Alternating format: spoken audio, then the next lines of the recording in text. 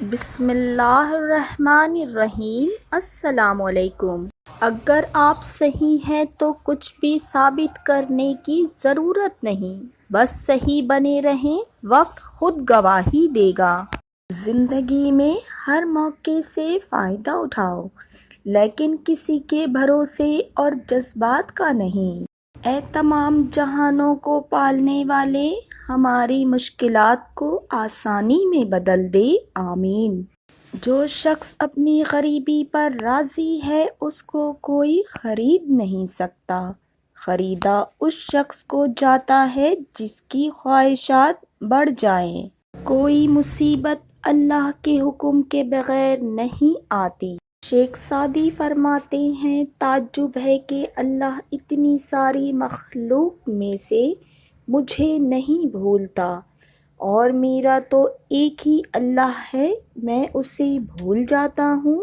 ایمان اور حیا دو ایسے پرندے ہیں کہ اگر ان میں سے ایک اڑ جائے تو دوسرا خود ہی اڑ جاتا ہے۔ حضرت علی نے فرمایا، میں نے کہا تھک چکا ہوں، جواب آیا، لا تقنطوا من رحمت اللہ، اللہ کی رحمت سے نا امید نہ ہو۔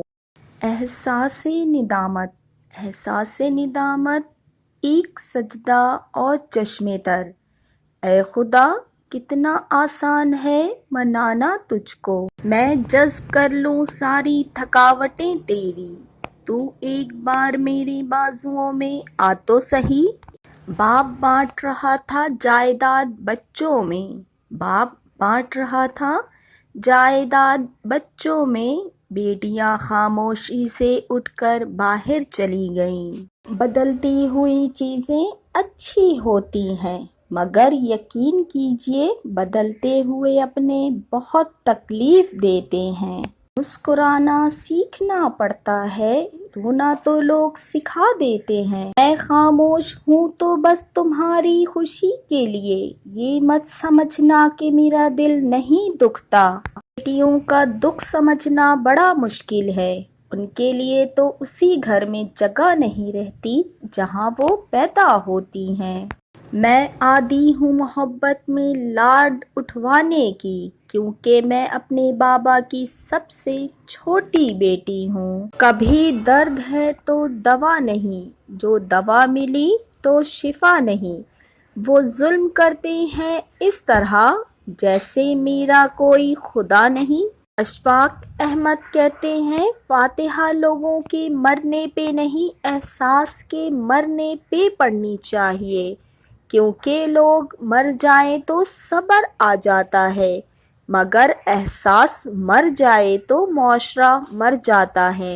عبادتیں صرف جائے نماز پر نہیں ہوتی، بلکہ عبادتیں میٹھی زبان، دھیمے لہجے اور ہمدردانہ اور عاجزانہ رویوں سے بھی ہوتی ہیں۔ بانو قدسیہ۔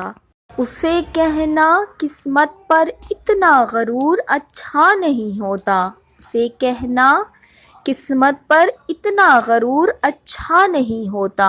ہم نے بارش میں بھی جلتے ہوئے گھر دیکھے ہیں۔ پلیز اگر آپ کو ویڈیو اچھی لگے تو میری چینل کو سبسکرائب کر دیں اور بیل آئیکن کو دبا دیں۔ تھینک یو، جزاک اللہ۔